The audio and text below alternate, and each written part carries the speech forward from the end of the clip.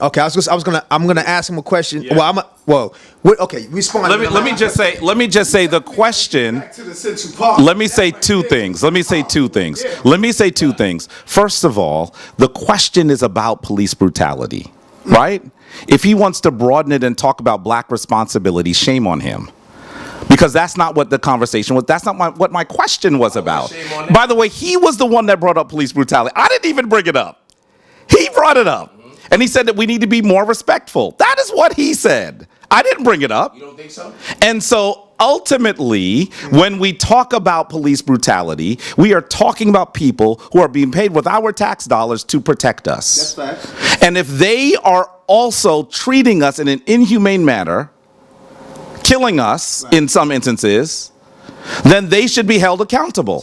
Now, I'm not saying that we don't have issues amongst our own community. Right. Son, I have been involved with them for 40 years. Literally 40 years. So this is not a situation where Jabari simply marches on police brutality. I understand. Yeah. I'm involved in many different organizations that are speak to the things we need to do amongst ourselves. He brought up police brutality. But if you're going to conflate those issues, shame on you. Because we know that in our community, we are being preyed upon by the police. Where? You should know this. You live in Brooklyn. I'm in the hood. That's what he said to me. That's what he said to me. And so, and keep in mind that when I never said the police shouldn't be in our neighborhoods. I never said the police shouldn't be there. I'm talking about what they do when they are there. And I want to say that he also he's not just not responding. And maybe I don't know. There's caffeine in that water. He's just not responding. Because we also asked, what period? If we say that we must make America great again, what period is he referring to? Right. Then he realized that he was out of his element speaking about history.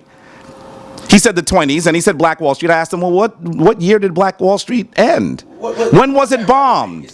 Because you said the 20s. Brother, I asked you what period. I want you to understand that when Donald Trump is referring to making America great again, he is not talking about us. Okay. And you should be really clear.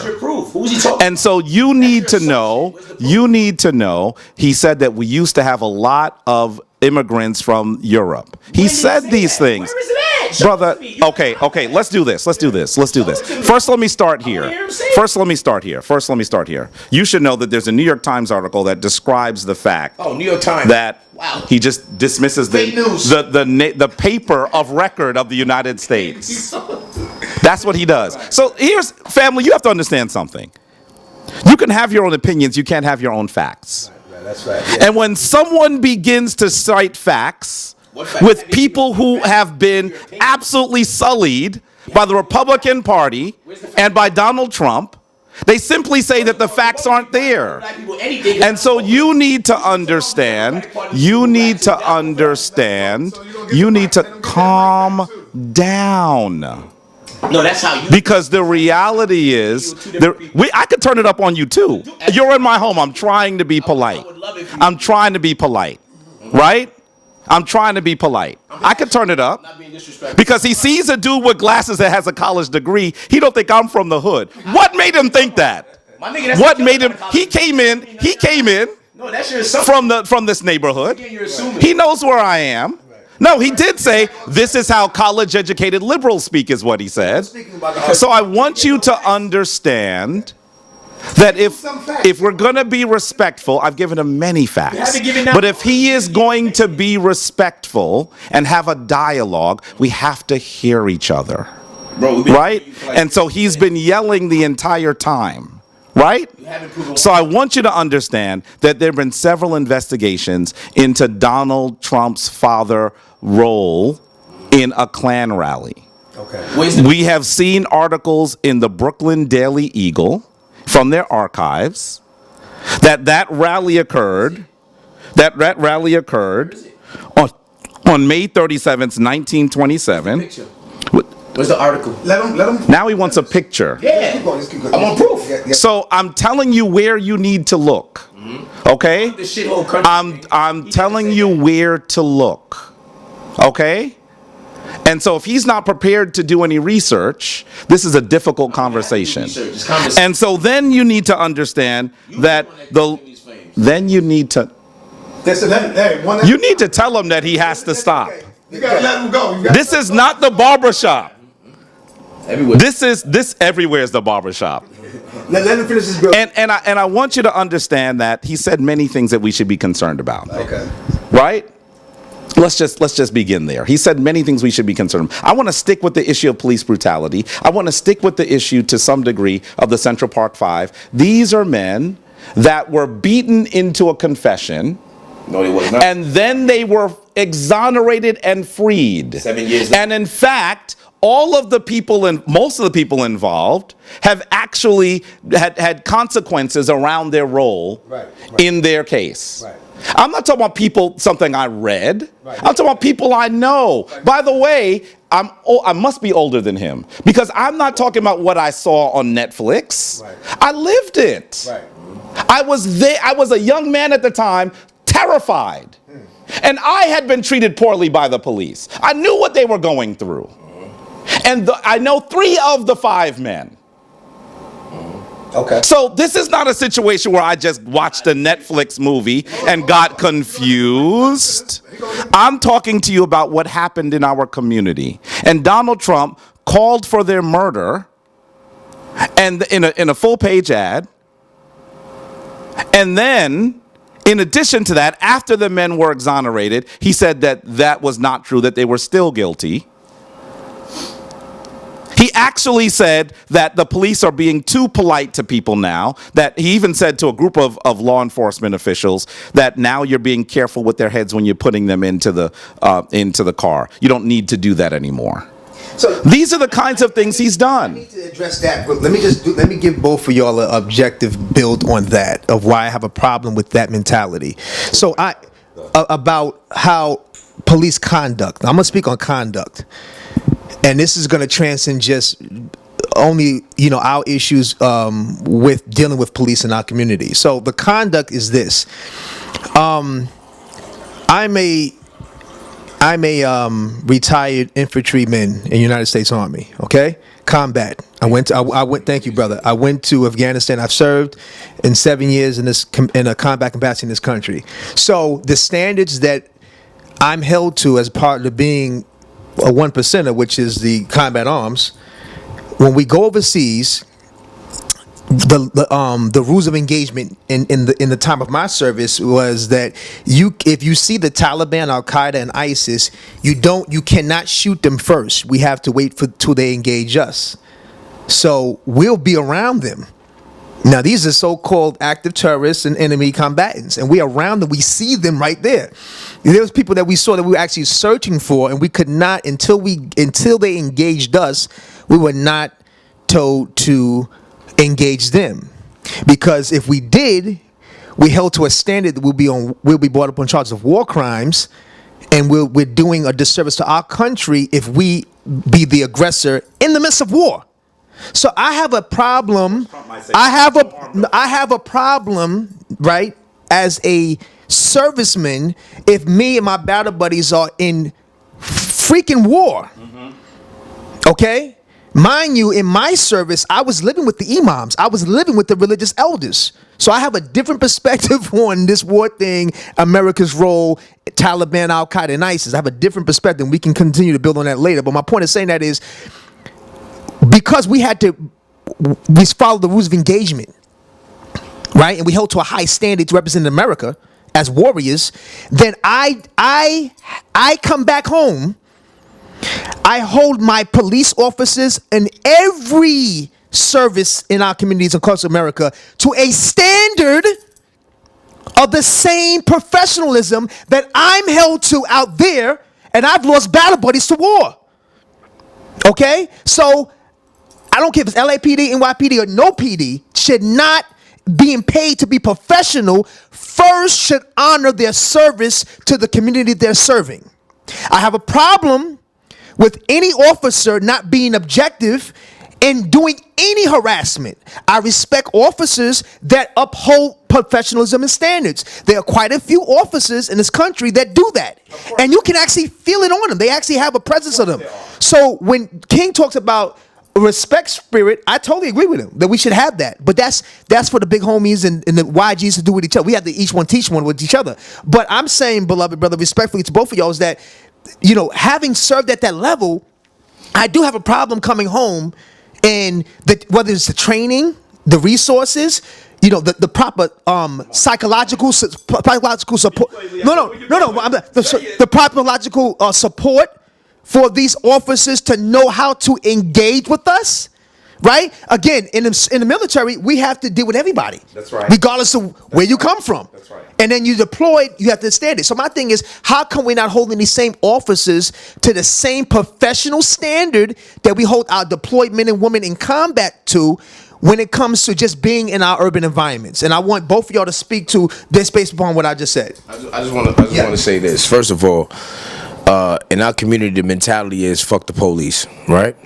And why we got that? First of all, I truly believe the NWA, the music, I think had a big impact on that. Not to say, of course, things happened in the past. We've all watched it. We've seen the hoses and the people getting beat with batons. Right. We've seen these things, but that's back then, right? So I understand the disdain for it, but then we actually add on to it in our community where we disdain police so much that none of our people want to actually become cops to change it. Like I said, why would anybody? It's not cool to be a cop. If you're associated with police, you're considered snitch. Okay, I understand what you're saying. Right? So what would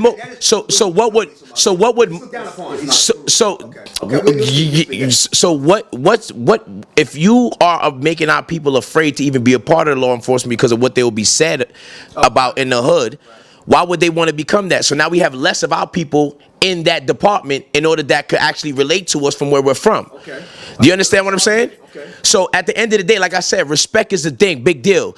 When you know a nigga's the shooter in the hood, niggas watch what the fuck they say around him, do they not? That's right. Huh? Niggas talk calm. Niggas don't, this how I know all that black police brutality stuff is BS, because if y'all really believe that, you would shut the fuck up when they come around. What? But when police come around, what's the first thing y'all do? Fuck the pigs, man. Fuck out of here, police. I'm just saying. Look, he could say what he wants, but I'm from the hood for real. I'll be outside with niggas for real. I see how niggas react. I don't care that you live in Harlem across the projects. Doesn't mean anything. You know what I'm saying? I'm amongst these people every day. I see how people react. I was a part of those people. I was watching it. I've seen it go down. Do you feel do you feel the environment, King, respectfully to your point, that white supremacy has fueled to that, the environment? I mean, if you agree white people are supreme to you, then you could believe in white supremacy, but I don't believe a white person is supreme to me, so I don't even know what white supremacy is. I'm talking about the... No, I'm just... not what he's asking. Not the people, the system, the way the system was structured and set up. I'm talking to that, not looking at a group of people, but just the system, the systematic... Do you feel it what? No, I'm saying the system, the system of allowing the system is set up pretty much in this country, has been set up that, first of all, we're not made to be honored functionally, socially, politically, economically. So a lot of the things we've gotten, we had to fight for, we had to rally for, we had to actually come together to force these opportunities. So I'm saying the mentality of how we had this us against them mentality, or we don't, or fuck this, fuck that. Do you think that was also had those opportunities of why brothers and sisters may have that show up? Listen, I could agree with that. There's no denying that, of course, your past could have an effect on how you think today. Right. But the fact is, we're here today, where there's different laws in place. You know what I'm saying? That there's no way in hell that police could just... like the way, the concept he makes it seem is as if you're walking, you're black, police see you, they shoot you. That's the mentality that he comes off. But I'm not saying that's what you said. I never said that's what you said. I said that's the mentality that you're putting out there. Like, is that dangerous? I never felt like that in the hood. Ever. Okay. Ever. And listen, I got triple O's in my arm. I've been in the streets forever. I've never felt like that. At the end of the day, if you can respect the shooter with the guns in the hood, then why wouldn't you respect the person that could shoot you, like you claim, get away with it, and get a paid vacation for it? Yeah. Why would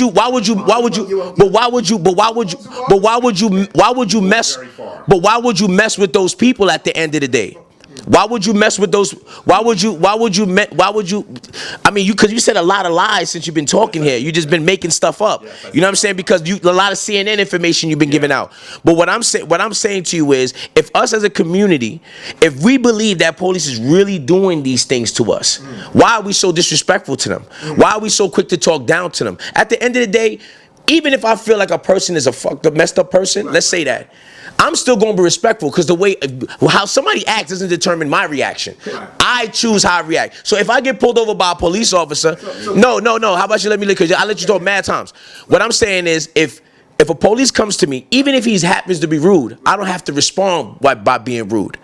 Especially the fact that he has a gun. Because if a nigga with a gun come over here talking crazy, 9 times out of 10 you ain't gonna say nothing to that person. He's saying the same thing. If I could respond. Thank you, King, for your articulation. I want you to respond, Jabari. First of all, was there anything that our beloved brother said that actually you agree with, and then rebuttal to the points that you think we need to focus on? Was there anything that he shared? Let him go. Was there anything that he said that I agree with? No. No. Then why not? No. Okay. About being accountable for each so other. because remember, the conversation is about police brutality. That's what he brought up. That's what I asked him to speak about. And then he wants to talk about black accountability. So to bring up black accountability in the context of police brutality is fet. Okay. It is wrong. It is sin. So you said it's two different. And so I want you to. He added that.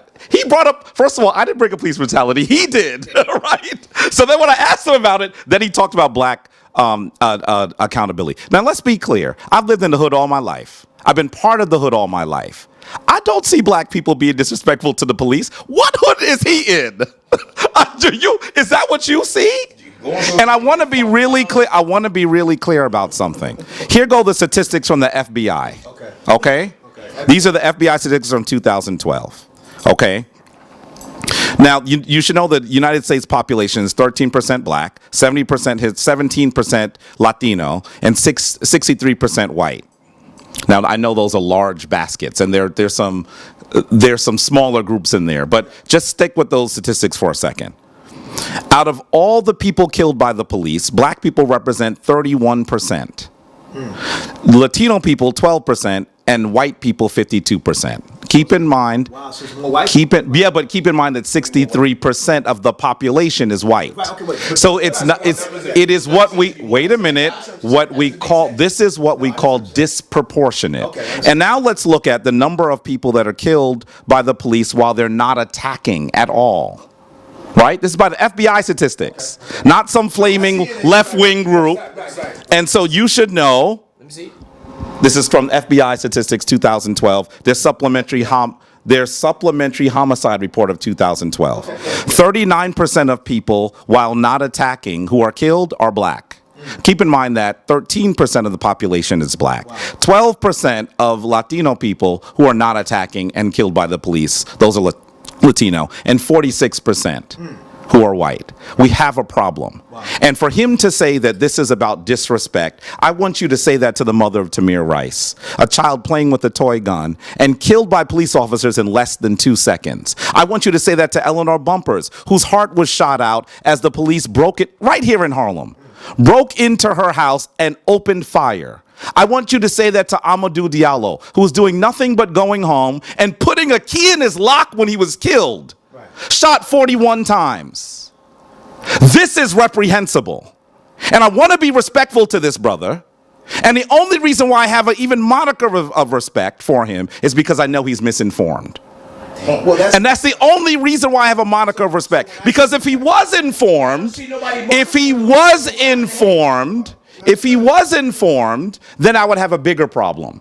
And he interjected, he doesn't see anyone marching when a little girl was shot in the head. Last summer, when a little girl was killed on the playground by another black assailant who was, just go and look, in June. Look at my Facebook page. Who was marching? Jabari Osaze. Yeah.